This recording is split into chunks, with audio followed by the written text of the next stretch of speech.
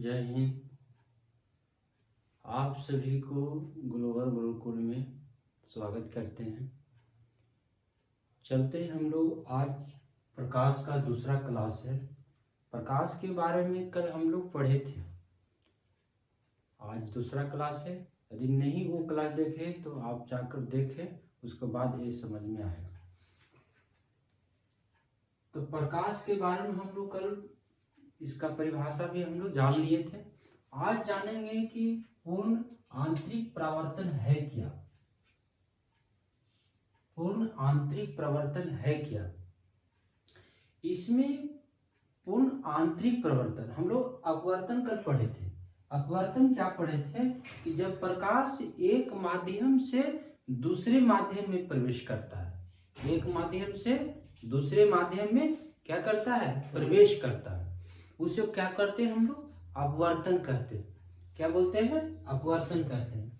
जैसे पूर्ण आंतरिक परिवर्तन है, तो कह रहा है कि इसका एक शर्त होता है कि हमेशा सघन माध्यम से विरल माध्यम की हो जाएगा। पूर्ण आंतरिक परिवर्तन सघन माध्यम से विरल माध्यम की हो जाएगा। यही कह रहा है कि सघन माध्यम से जो प्रकाश आ रहा है और आने के बाद विरल माध्यम प्रवेश करना चाहिए, लेकिन विरल माध्यम प्रवेश नहीं कर पाता है, पुनः लौट जाता है। जिस तरफ जाता है उसी तरफ प्रकाश, उसी को बोला जाता है पूर्ण आंतरिक परावर्तन। आशा करते हैं कि आप लोग को समझ में आ गया होगा। तो पूर्ण आंतरिक परावर्तन समझ में आया कि सघन माध्यम से विरल माध्यम में प्रवेश न कर पुनः उसी माध्यम, उसी क्या दिशा में लौट जाना ही क्या कहलाता है, पूर्ण आंतरिक परावर्तन। इसमें कुछ शर्त होता है। शर्त क्या होता है कि हमेशा सघन माध्यम से प्रकाश आना चाहिए, विरल माध्यम से नहीं, सघन माध्यम से। सघन माध्यम का मतलब कठोर, समझे। सघन माध्यम का मतलब वही कहा। तो जब मान लेते हैं कि सघन माध्यम पानी भी हो सकता है, कांच भी हो सकता है, समझे, ये होना चाहिए। वही कहता है कि आपतन कोण का मान क्रांतिक कोण से अधिक होना चाहिए। ये आपतन कोण होना है, कोण है उसका किसके से ज्यादा होना चाहिए, क्रांति कोण से। क्रांति कोण में जिसका 90 डिग्री का कोण बनाता हो, जिस तरफ से प्रकाश आ रहा उसका कितना डिग्री कोण बनाता है, 90 डिग्री, उसको क्रांति कोण बोलते हैं। तो क्रांति कोण से क्या होना चाहिए, अधिक होना चाहिए। क्या होना चाहिए, आपतन कोण, समझे। पूर्ण आंतरिक परिवर्तन होने का शर्त क्या है, तो पहला शर्त क्या है कि आपतन कोण क्रांति कोण से क्या होना चाहिए, अधिक होना चाहिए। फिर बोला जाता है कि प्रकाश सघन माध्यम से विरल माध्यम की ओर आना चाहिए। अभी बताइए कि जब प्रकाश सघन माध्यम से किस तरफ आना चाहिए, विरल माध्यम की ओर, तभी पूर्ण आंतरिक परावर्तन होगा, अन्यथा नहीं होगा। अब इसका कुछ पूर्ण आंतरिक परावर्तन में हम परिघटना हम लोग देखते हैं, और इसे क्वेश्चन भी आता है, समझे। तो हम लोग इस सब चाहते हैं कि बताइए कि पूर्ण आंतरिक परावर्तन के कारण क्या होता है, हीरा चमकता है। हीरा को चमकते हुए आप कभी देखे होंगे, तो किसके कारण चमकता है, तो आप बोलिएगा पूर्ण आंतरिक परावर्तन के कारण, समझे। वो आपका हीरा यहाँ भी आप रख दीजिएगा अंधेरे में, वहां भी चमकेगा। तो किसके कारण, पूर्ण आंतरिक परावर्तन के कारण। फिर कभी कभी हम लोग देखते हैं कि शीशा को तब तोड़ते हैं ना, तो टूटने के बाद जहां पर दरार आता है, जहां पर दरार आता है वहां पर कोरी में देखिएगा कि चमकता है। आप लोग देखे होंगे, तो किसके कारण चमकता है, तो पूर्ण आंतरिक परावर्तन के कारण। और कभी कभी क्या होता है कि मरी भूमि में मरीचिका दिखाई देता है। मरीचिका का मतलब हुआ, जब मान लेते हैं कि गर्मी का समय होता है, हम लोग एक घटना देखते हैं, गर्मी का समय होता है। गर्मी के समय में इतना तापमान टेम्परेचर रहता है कि कहना नहीं। तो हम लोग दूरी यदि कोई चीज को देखते हैं, इतना भूमि गर्म होता है कि लगता है कि वहां पर कोई पानी जैसा दिखाई देता है। कभी आप लोग ये चीज देखे होंगे, तो रियल में बाकी पानी नहीं रहता है, लेकिन पानी जैसा दिखाई देता है। तो किसके कारण, तो बोलिएगा पूर्ण आंतरिक परावर्तन के कारण, समझे। तो आशा करते हैं कि आप लोग को समझ में इतना आ गया होगा। प्रश्न इसी से आता है, हीरा किसके कारण चमकता है, तो पूर्ण आंतरिक परावर्तन। कुछ पूछेगा मरुभूमि में मरीचिका बनना किसके परिघटना कारण है, तो पूर्णांतरिक प्रवर्तन। अब आते हैं कि प्रकाश का विवर्तन क्या होता है। प्रकाश का विवर्तन क्या होता है कि जब जिस दिशा से प्रकाश आ रहा हो, मान लेते हैं कि इस दिशा से आ रहा है, आते समय इसका रास्ता में रुकावट आ गया हो, जैसे मान लेते हैं यहाँ प्रकाश सीधा निकलना चाहिए, इसे यहाँ पर कुछ रुकावट आ गया, तो रुकावट के कारण क्या होगा कि अपना रास्ता को चेंज कर लिया हो, जैसे यहाँ पे रोक दिया तो यहाँ से निकल गया प्रकाश। बात समझे? इसी को बोला जाता है प्रकाश का विवर्तन। हम लोग कभी कभी देखते हैं, कहाँ गांव में देखते हैं, जहां खपड़ा का मकान होता है ना, तो देखते हैं कि कभी कभी छेद होता है, तो उसमें क्या होता है, उससे जब प्रकाश आता है तो प्रकाश आते समय उस रास्ता में कभी कभी रुकावट आता है, तो रुकावट के कारण उस दिशा से छोड़कर अगले से छेद देकर दिखाई देने लगता है प्रकाश। बात समझे? तो उसी को क्या बोलते हैं हम लोग, प्रकाश का विवर्तन। ये आप भी देखे होंगे, ये नया चीज कोई नहीं है, तो आप ये चीज समझ गए होंगे। तो प्रकाश का आप पढ़ेंगे हम लोग वन विक्षेपण। क्या पढ़ेंगे? वन विक्षेपण। इस पर हम कल बात किए थे, कुछ विस्तार से आज भी बात कर लेते हैं कि वन विक्षेपण है क्या। वन विक्षेपण का तात्पर्य हुआ कि जब श्वेत प्रकाश किसी प्रिज्म से, प्रिज्म मतलब तो समझो शीशा उषा का होता है, उससे हम प्रकाश को गुजारते हैं। अब गुजारने के बाद एक क्या होता है कि प्रकाश तो सीधा गुजरना चाहिए, लेकिन सीधा गुजर कर नहीं, मुड़ जाता है और 7 रंगों में विभक्त हो जाता है। उसी को क्या बोलते हैं? वर्ण विक्षेपण बोलते हैं। वर्ण विक्षेपण के बारे में हम लोग 10 क्लास में भी पढ़े हैं, समझे कि उसमें 7 रंग होता है। तो इसमें क्या याद रखने वाली बात है, इसे यहाँ पे ध्यान रखना है। तो आप लोग को ध्यान यहाँ पर आकर्षित करते हैं कि प्रश्न कहाँ से उठता है। तो प्रश्न उठता है कि आपसे पूछेगा कि बताइए कि सब कौन सा रंग का तरंगदैर्घ्य सबसे अधिक होता है, तो बोलिएगा लाल का। ये चीज हम कल बताए थे। और सबसे कम कहाँ होता है, तो बैंगनी का। और वो भी बताए थे कि क्यों तरंगदैर्घ्य ज्यादा होता है, कल बताए थे ना। अब हम ये भी बताए थे कि जो रंग का तरंगदैर्घ्य ज्यादा होता है वो बताइए विचलित कम होता है। क्या विचलित कम होता है कि नहीं होता है? विचलित कम होता है। तो आपसे प्रश्न सीधा सीधा कर देगा कि बताइए कौन सा रंग का बताइए विचलित कम होता है, तो क्या बोलिएगा? लाल का। सबसे ज्यादा बैंगनी, सबसे ज्यादा बैंगनी। अब आपसे प्रश्न पूछेगा बताइए कि सबसे बीच में कौन सा रंग होता है, तो क्या बोलिएगा? हरा। ये देखिए याद कर लीजिएगा, लाल के बाद क्या आया? नारंगी और पीला, ठीक है। और हरा को छोड़ दीजिए, हरा का छोड़ दीजिए। अब आइए कहाँ? नीला, जामुनी और बैंगनी। तो ऐसे करके याद कर लीजिएगा, याद करिएगा तो आपसे प्रश्न नहीं छूटेगा। अब आपसे हम एक प्रश्न करते हैं, बताइए कौन सा रंग का गति सबसे अधिक होगा। तो आप लोग क्या जवाब दीजिएगा कि सबसे ज्यादा गति किस रंग का होगा, तो लाल का होगा। किसका होगा? लाल का। तो हम लोग कभी कभी देखते हैं ट्रैफिक में देखते हैं ना, तो लाल रंग सिग्नल में देखते हैं लाल रंग का प्रयोग किया जाता है, क्योंकि दूरिये से दिखाई देता है कि नहीं? देखे होंगे आप लोग। तो क्योंकि उसका गति कितना है? बहुत तेज है। क्या है? बहुत तेज है। जैसे कभी कभी हम लोग देखते हैं ठंडा के समय में कुहासा लगा रहता है, किसी को दिखता नहीं, लेकिन लाल कलर ऐसा होता है कि सभी को दिख जाता है, क्योंकि उसका गति अधिक होता है। तो आशा करते हैं कि आप लोग को समझ में आ गया होगा। और सबसे कम बोलेगा तो बैंगनी का। अब यहाँ पर एक प्रश्न उठता है कि कोई कलर लाल दिखाना, काला दिखना, कारण क्या है? अब यहाँ प्रश्न उठता है कि नहीं? तो यहाँ पर आप लोग को समझाते हैं। जैसे मान लेते हैं कि एक वस्तु है, ठीक है, यहां से श्वेत प्रकाश आ रहा है, श्वेत प्रकाश में 7 रंग हो रहा है।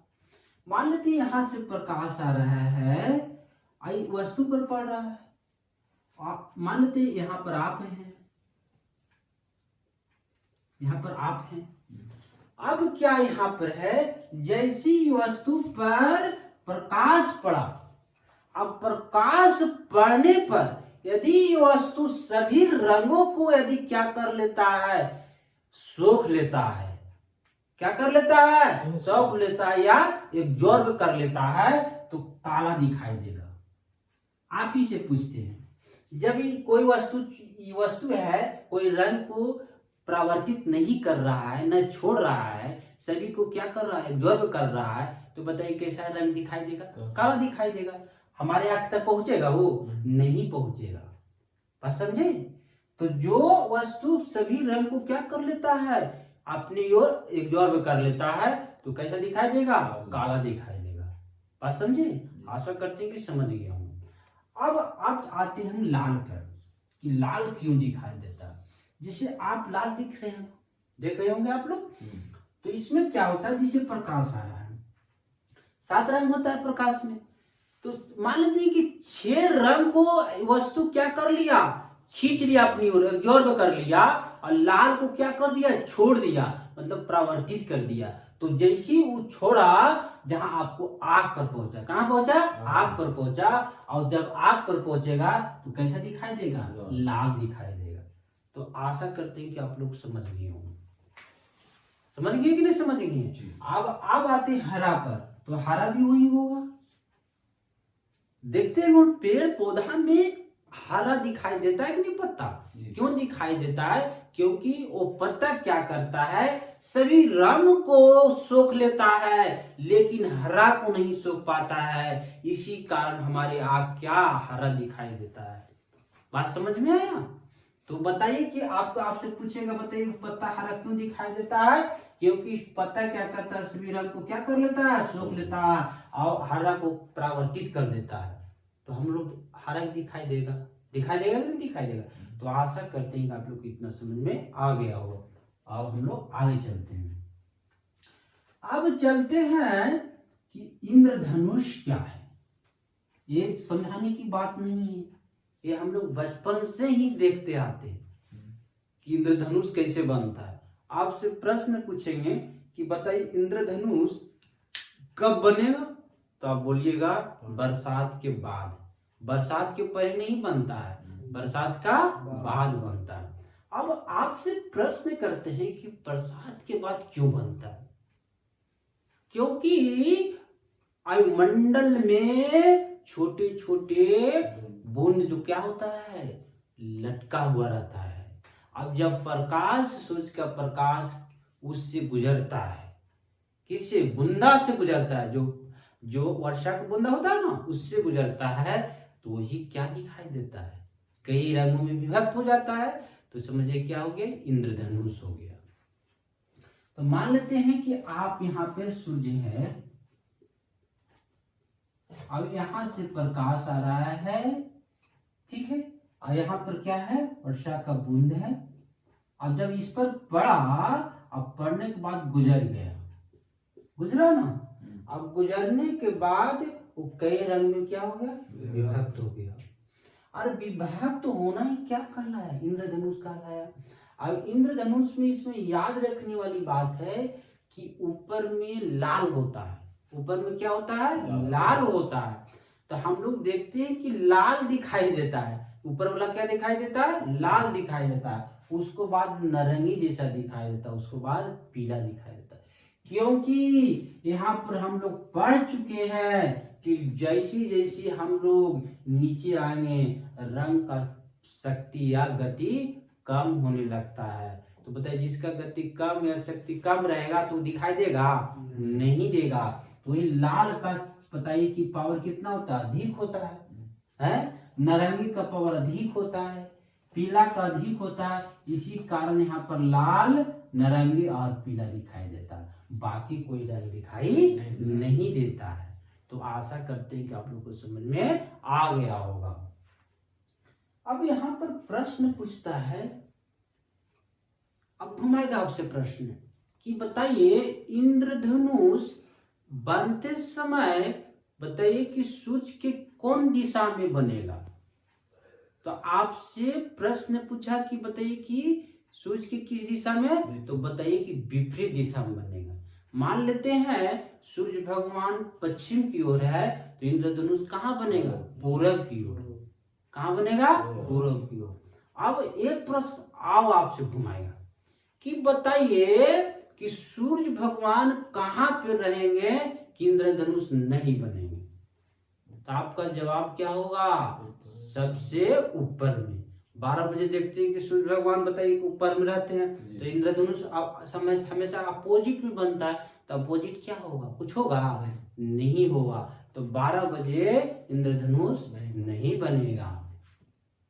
अब इस घटना में कौन कौन सा प्रक्रिया होता है इसको बताते हैं। जिसके बताते हैं कि यहाँ पर पूछते हैं कि आपकी इंद्रधनुष किसके कारण बनता है, तो यहाँ पर बोलना है परावर्तन के कारण। किसके कारण, परावर्तन के कारण, और अपवर्तन के कारण, और पूर्णांतरिक परावर्तन के कारण। ये तीनों परिघटना के कारण इंद्रधनुष बनता है। तो एक याद रखिएगा, आपके ऑप्शन सब दे देगा, समझे। तो ये सब याद रखिएगा तभी ना, परावर्तन, अपवर्तन और पूर्णांतरिक परावर्तन। चलिए अब आते हैं हम लोग रंग की ओर, कलर। इसमें से पीपीएससी में एक बार पूछा हुआ प्रश्न और कई एग्जाम में पूछता है भी, तो हम लोग समझ लेते हैं कि रंग कैसे बनता है। हमेशा याद रखिए कि लाल और हरा और नीला, इसको प्राथमिक रंग बोलते हैं। क्या बोलते हैं, प्राथमिक रंग। प्राथमिक रंग उस रंग को कहा जाता है किसी मिक्स करके नहीं बनाया जाता है, समझे, उसका मूल अस्तित्व होता है, बात समझे। तो इसी को क्या बोलते हैं हम लोग, प्राथमिक रंग। अब प्राथमिक ही रंग के कारण टीवी पर देखते हैं ना, लाल हरा देखते हैं कि नहीं देखते हैं, तो उसी के कारण दिखाई देता है। टीवी देखे होंगे ना आप लोग, तो उसी से मिलकर बनता है। इसमें रंगीन टीवी में, सादा नहीं बात कर रहे हैं, रंगीन टीवी में। अब यहाँ पर लाल और हरा और क्या हो गया, नीला, ये आपका प्राथमिक रंग हो गया। अब इससे हम मिलकर बनाते हैं, जिसे मान लेते हैं कि हरा और लाल को मिलाएं, हरा और लाल को मिलाएं, तब पीला बन जाएगा। क्या बन जाएगा, पीला बन जाएगा। हरा और लाल को मिलाएंगे तो क्या बनेगा, पीला बनेगा। जैसे लाल और नीला को बनाएंगे, मिलाएंगे तो क्या बन जाएगा, क्या बनेगा, मेजेंटा बनेगा, बात समझे। तो ये सब याद रखिएगा। और हरा और नीला को मिलाएंगे क्या बनेगा, पीकॉक नीला बनेगा, पीकॉक नीला बनेगा। यदि सभी को मिला देते हैं तो श्वेत प्रकाश बन जाता है। सभी रंग को मिला देंगे तो क्या बन जाएगा, श्वेत प्रकाश बन जाएगा। अब यहाँ पर कुछ बात है, मान लेते हैं कि हरा को मिलाते हैं, ठीक है, क्या मिलाते हैं, हरा को मिलाते हैं, और क्या मिलाते हैं, मेजेंटा को मिलाते हैं। मेजेंटा किससे बना, तो बोलिएगा नीला लाल से, नीला लाल से। तो कोई जरूरी है कि नीला लाल को मिलाना, नहीं, दोनों को मिलाकर क्या बना दिए, मेजेंटा। तो मेजेंटा को हम मिला देंगे तो क्या बन जाएगा, सफेद बन जाएगा। क्या बन जाएगा, सफेद बन जाएगा। वही यार नीला और पीला को मिला देंगे, नीला और पीला। बताइए पीला क्या क्या से मिलकर बना, तो लाल और हरा, लाल और क्या लाल हरा मिलाने की जरूरत है, नहीं, वो तो पीला बना हुआ होगा, है ना। तो इसको पीला मिला देंगे क्या बन जाएगा, सफेद। क्या बन जाएगा, देख रहे हैं ना, यहाँ पर देख लीजिए, सभी रंग को मिलाकर क्या सब उजले ही बन रहा है, बन रहा है कि नहीं बन रहा। अब यहाँ पर लाल को मिलाते हैं, क्या मिलाते हैं, लाल को, और उसको साथ क्या बनाते हैं, पीकॉक नीला। पीकॉक नीला, पीकॉक नीला को मिलाने तो क्या बन जाएगा श्वेत। कभी कभी एग्जाम में पूछ दिया जाता है, इसको याद कर लीजिएगा। इसमें याद रखने वाली बात है कि आपसे एक प्रश्न आपको दिमाग में आता होगा कि मतलब कि ये आपका रंग मिलाकर बनाया जा रहा है, क्या ये रियल में है? जी रियल में, नेचुरल में। जैसे आप पेंट को बनाते हैं ना, वो पेंट में रियल में नहीं आएगा, क्योंकि पेंट में केमिकल मिलाया जाता है, समझे? कुछ तो डिसमिस तो होगा, लेकिन ये आपका नेचुरली में ये सही है। आपका प्रश्न इसी से बनता है, तो याद आप लोग रखिएगा, ठीक है। आशा करते हैं कि आप लोग को समझ में आ गया होगा। यदि ना भी आया है तो एक बार और इस वीडियो को देखिए, और कोई इससे संबंधित और कोई किताब पढ़िए, तो आपको बेहतर समझ में आएगा। चलिए, इस ग्लोबल गुरुकुल से जुड़ने के लिए शुक्रिया, और अपने दोस्तों तक शेयर करें और लाइक सब्सक्राइब करें। जय हिंद।